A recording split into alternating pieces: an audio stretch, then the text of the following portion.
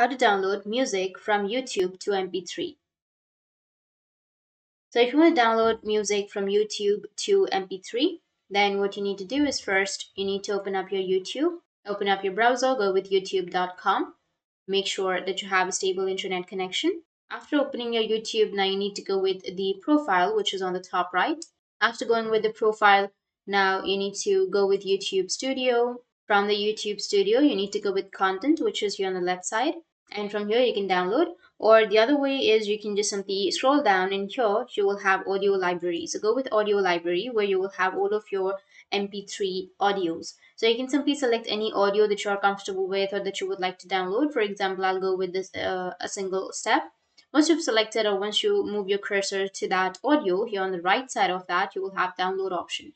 So click on download, and once you click on download, it will start the downloading process. As you can see on the top right, it has been downloaded. So that's how you can download music from your YouTube to MP3. And if you have any questions, feel free to comment below. Thanks for watching.